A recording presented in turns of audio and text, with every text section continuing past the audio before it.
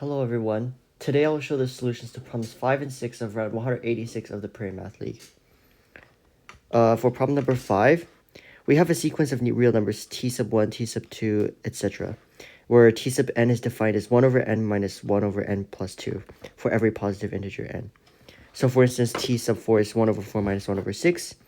Now we wish to find the largest positive integer k, such that this expression holds. That is, the sum from t1 to tk is less than 1.4.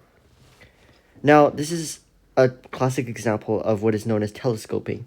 So basically, if we write down t1, t sub 1, t sub 2, all the way to t sub k, and we just write out their literal forms, we see that t sub 1 goes here, t sub 2 is here, but once we get to 1 over 1 is here, 1 over 2 is here, but once we get to 1 over 3, we see that there is a minus 1 over 3. And similarly, there's a 1 over 4 here, which cancels this. And in general, we just get a bunch of cancellations all the way until we get to here, at which point this cancels with this, and we're left with just these two terms. So, in other words, if you work out all the details, the sum from like this sum over here is basically equivalent to 1 over 1 plus 1 over 2 minus 1 over k plus 1 minus 1 over k plus 2. Now our problem becomes much simpler. We just wish to find the largest positive integer k, such that 1 over 1 plus 1 over 2 minus 1 over k plus 1 minus 1 over k plus 2 is less than 1.4. Now this is just 1.5, so what happens here is we move stuff around, and we get that we wish to find the largest positive integer k, such that 1 over k plus 1 plus 1 over k k plus 2 is equal to their difference, or 0.1. Now, notice that 1 over 20 is equal to 0.1 divided by 2. So, ideally, we would want these to be somewhere around each of these fractions to be somewhere in the vicinity of 1 over 20. And indeed, when k is equal to 18, we get 1 over 19 plus 1 over 20, which is because k plus 1 is 19, k plus 2 is 20, and this is greater than 0.1. But once we get to k equals 19, however, we get 1 over 20 plus 1 over 21, which is less than 0.1, and therefore this does not satisfy, but this does. So this is our desired value, and the answer is E. Now this is somewhat of a straightforward problem. Problem 6 is not as straightforward.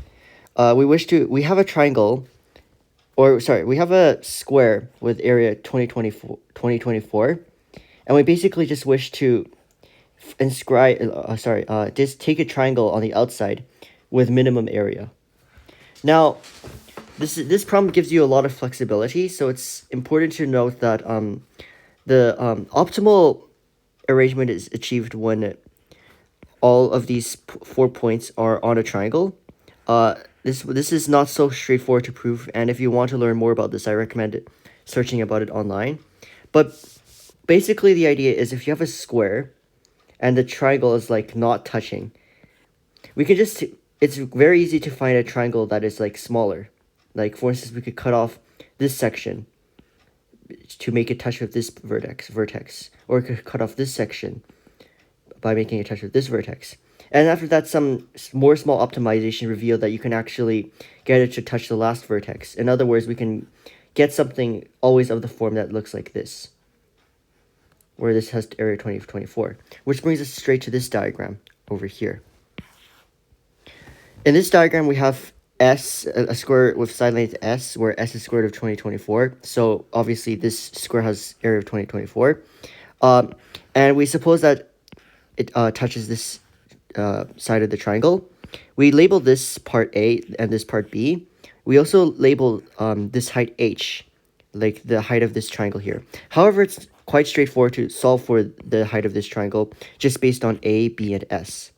This is found by noting that if we take the triangle that kind of goes like this, well, basically this triangle, if you ignore the square here, take this triangle, and take this triangle, and then put these together, this triangle is similar to this triangle, and it's not so hard to see this by angle similarity.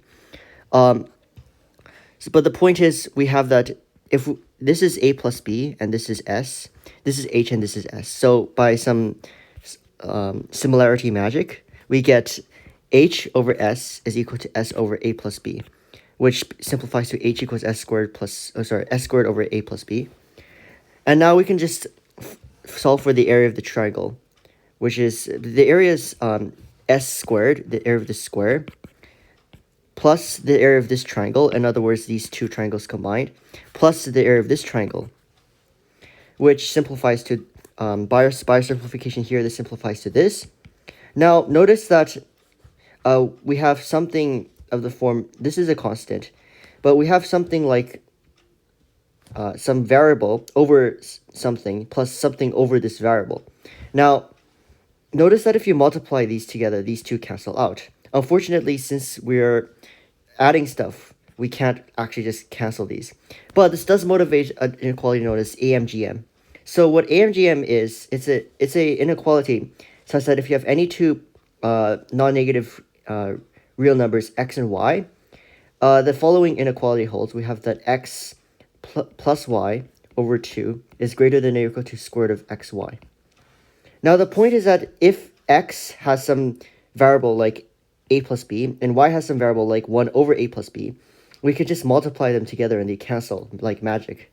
So this is actually greater than or equal to s squared plus, well, this is the 1 over 2 here, that's here. So our x is going to be a plus b times s, and our y is going to be s cubed divided by a plus b. When you multiply these together, you get s squared plus, and this is the square root here, the square root of s to the power of 4, because this is just s times s cubed, and the a plus b is cancelled. And this is just 2s squared, which is option choice D, because s squared is 2024. Now, as a quick way to verify this, you could just note that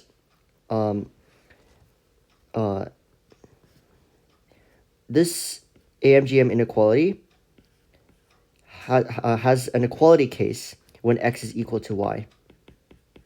And this is easy to see by setting a plus b times s is equal to s cubed over a plus b, which gets us that a plus b is s. In other words, if the sum of these two side lengths is equal to this side length, then the area becomes 40/48, and this is the lowest value we can achieve. One easy way to see this is just by drawing something like this, like a right isosceles triangle, and have the square go like this.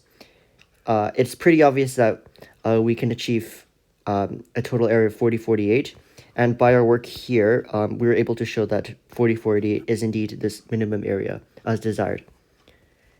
And that wraps things up. Thank you for watching.